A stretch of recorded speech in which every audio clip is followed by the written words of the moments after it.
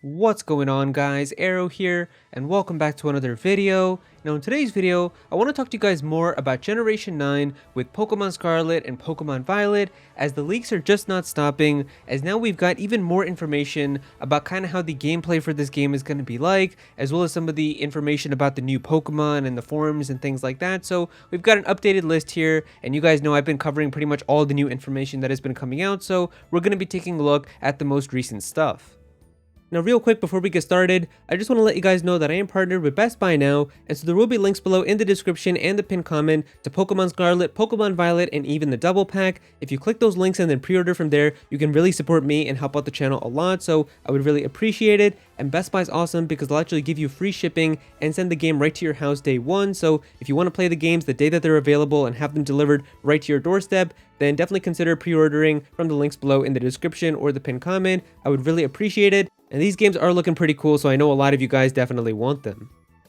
Alright, so here we are on Twitter where all these leaks are happening, and there's a lot of stuff here, so we're going to take a look at everything. And the first thing that it says here is you gain freedom at about 2 hours of gameplay. So because these are open world games, like pretty much all other open world games, you're going to have to do like an introductory tutorial part at the beginning for like the first couple of hours until you get the full access to the open world and being able to go wherever you want. Even in a game like Breath of the Wild, we pretty much had like the Great Plateau, which was like the early tutorial section where you had to do like the early shrines and everything, and once you do that, you finally get access to the paraglider, which lets you jump onto Hyrule Field, and that's when you get like the full access to pretty much all of Hyrule and being able to go wherever you want. So it's going to be like that, where you're going to have to do some basic stuff for the first 2 hours, and then you're going to be able to go anywhere you want within the region.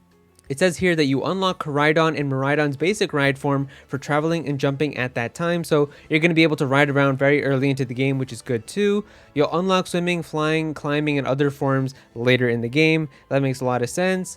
It says here only after the ending can you catch Koraidon and Miraidon and add them to your team. So this is seemingly very similar to like Pokemon Sword and Shield, where they did that with Zacian and Zamazenta too, where you pretty much saw them in the game, but you didn't get to catch them and add them to your team until after you beat Leon, and it was like a post-game thing. So I guess it's going to be along those lines.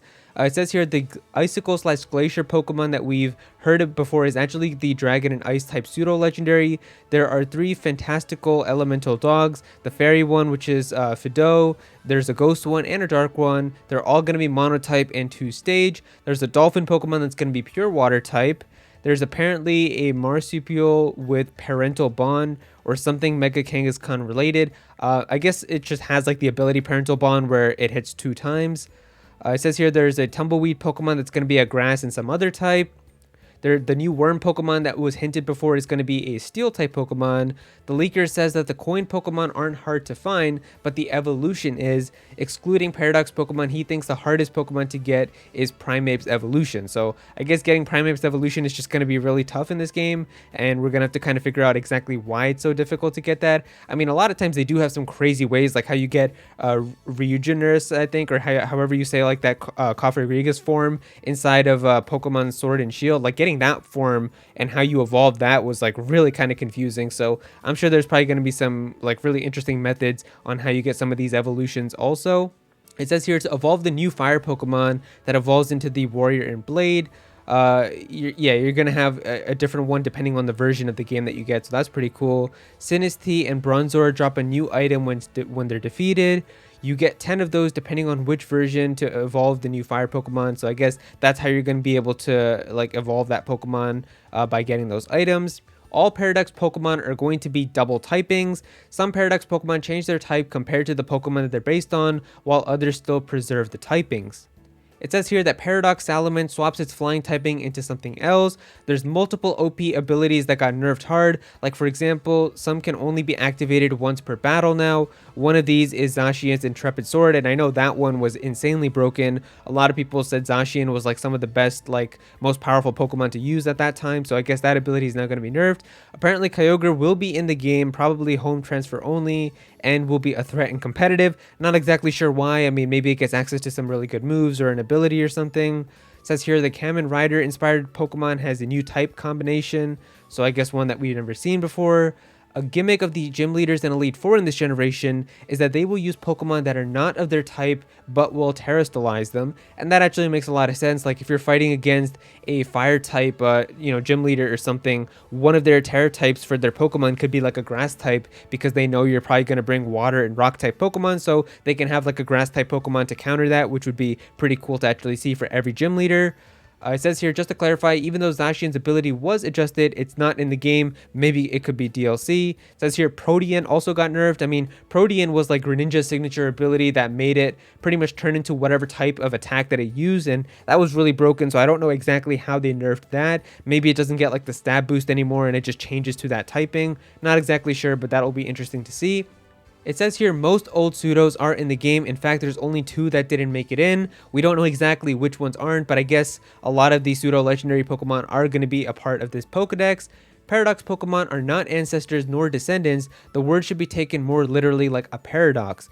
The ostrich Pokemon is going to be pure psychic. There's a crab boss Pokemon, which is going to be rock. The coin Pokemon can have different colors. There's a rodent Pokemon with parental bond that starts as a couple and evolves into a family. That sounds pretty interesting, and I guess that makes sense as to why it would have the parental bond ability. Grasshopper Kamen Rider Pokemon might be a bug and dragon 2-stage. Diglett's convergent species is a pure water type. And then it says here, just to be clear, it's going to be Bug and Dragon or Bug and Dark for the Bug Pokemon. And then for the Tauros forms, there's going to be multiple Tauros forms inside of this game. We've already heard about that. There's going to be just the pure normal Tauros. There's going to be a pure fighting one, a fighting and fire one, and then a fighting in either water or a fighting and ice one. Then it says here the Pepper Pokemon is a 2-heads Kappa. The Hagefish is dual type. The Eye Pokemon has a pre-evo that looks like a mouse. The Worm is 2.5 meters long. There are certain details about Paradox Pokemon that are leaking, but it looks like Paradox Pokemon and their relationship with the legendaries and the region is a very big spoiler, that as they do have a role in the story. So I guess that will be interesting to see exactly how the Paradox Pokemon are going to play into the story, and that makes sense maybe as to why they're not really talking as much about these Paradox Pokemon, because maybe they're saving them for like a big reveal that's going to be a part of the game while you're playing through it. It says here are some hints about that. Not exactly sure. I mean, it says here 4 hints, and I'm guessing it's probably about like these icons that are here. I couldn't really tell you what else it could be. But I mean, if they're saying 4 hints, I'm assuming these are the 4 things that they're talking about. But we've got that here. It says that the Salt Pokemon is going to be a 3-stage one that looks like a Minecraft character. Not exactly sure. Maybe it just has like a whole bunch of boxes or cubes or something. There's the Sushi Chef Pokemon. It's apparently a catfish. Also could be water and dragon, but the leaker doesn't remember exactly. The Pepper Kappa is going to be 2-stage. The Abraline is not in. Klefki is going to be in. The new Spider Pokemon does involve. There's going to be a new Ghost and Fairy Pokemon. A Paradox Hydreigon is confirmed. One Paradox Volcarona switches Fire type, and the other one switches Bug type. Paradox Delibird switches its Flying type, so we know about these Paradox Pokemon already. They've mentioned them multiple times. We've got an image here of a new Pokemon. I mean, it's just like a part of it here, so we can't tell exactly. I think people have said that it looks like a fish, basically, where it's going to be kind of having like these teeth around it, and it's just going to be like a fish Pokemon. So we've got that for a new Pokemon image. It says here, a correction is that the Sushi Chef Pokemon is actually just going to be a pure water, but it's the Sushi Pokemon that's going to be water and dragon. So there's actually 2 of them, and they're separate Pokemon. There's also a new Scrab Pokemon, and it's not going to be Bug and Ground. Then we've got something really interesting where it says here, various champions of the league have already been shown in trailers. So because somebody will inevitably ask, it was previously officially revealed that in the Paldea region, there are multiple trainers who have the champion rank. There isn't just one. So I guess you're basically trying to become a champion rank, which is just kind of a very high rank status of being like a champion. But there isn't just like one specific trainer who's like the most powerful trainer in the region. So there's going to be multiple champion characters, which I do think is going to be kind of cool. Then it says here, while we don't have more details yet, it seems like there's going to be a new system to get eggs, and it's going to be more passive and better for busy people. Sounds like it's going to be time-based now instead of input and step-based. So I'm interested to see how that could work. I mean, because it's going to be time-based now, maybe that just means like eggs are just going to hatch after a certain amount of time. and instead of having to get like a certain amount of footsteps while you're cycling around back and forth so many times. I don't know exactly how that's going to work. I mean, I feel like cycling around back and forth was kind of fun, at least for shiny hunting and for shiny streamers, but now if it's just going to be time based and you can just kind of leave your game on and hatches by itself and stuff, that might not be super fun for shiny hunters and stuff, but I guess we'll have to kind of see exactly how it is first before we can really judge on it. Then it says here there's going to be a poison flower, which is a dual type. We've already kind of seen an image of that Pokemon. This grab Pokemon is a first stage pure bug, and the second stage could be bug and psychic. Then it says here the blue Tauros is going to be fighting and water type. There's a Paradox Gallade, which is going to be fighting and something else. Chandelure, Minior, and Greninja are not going to be inside of these games. Then it says here Paradox Amoonguss switches its poison typing into something else. Paradox Gallade switches its psychic typing. Paradox Hariyama switches its dark typing. Paradox Mischievous is apparently going to be Ghost and Fairy, so I'm guessing these are just going to be the different typings that they're going to be. It says here they messed up the Hariyama. Yeah, I was wondering about that. Paradox Hariyama is not a dark type. Yeah, I was going to say, like, Hariyama is just normally a fighting type, so I was kind of confused by why it said that. I thought it was going to be like that's what the Paradox typing was, but I guess they're not sure yet. They just know it's not going to be a dark type. Kamen Rider Grasshopper is Bug and Dark, not Bug and Dragon. Poison Flower is going to be a Poison and Rock type Pokemon. Tumbleweed is going to be Grass and Ghost. Meowstic is not going to be in, and Oricorio is going to be in. Then it says here you can catch Paradox Pokemon almost at the end of the game. Paradox Jigglypuff switches its normal type. There's a new mechanic for catching wild Pokemon that is described as a non-battle battle. Not exactly sure, but if it's something kind of cool like Pokemon Legends Arceus, where you can just roam around in the world and throw the balls, that would be super awesome. I think a lot of people would be really happy with that. Then it says here, Plusle and Mymin are not in the game. Snubbull is not in the game. Poliwag is not in the game, but the leaker said that maybe something else, potentially DLC. So that'll be kind of cool to see maybe. It says here, Fido's evolution is going to be red and brown. And then it says here, oh, we completely forgot to tell you that there's a new frog Pokemon, which is likely going to be electric and psychic. And then that the new engine Pokemon has tires and not legs. And yeah, that is pretty much all the information that has come out so far about Generation 9 with Pokemon Scarlet and Violet. You can see here just a whole bunch of bits and pieces of kind of leaks and information, and that's why I didn't want to make a video about every single little thing that kind of came out. So I kind of waited till we got like a big chunk of information so I could make like this one long video for you guys. And we also kind of do have all of this stuff being compiled here, so we even have like this Pokedex here for Generation 9. Now all these images that you do see here for like the final evolution for the starters, these are just like fan art here that you can see.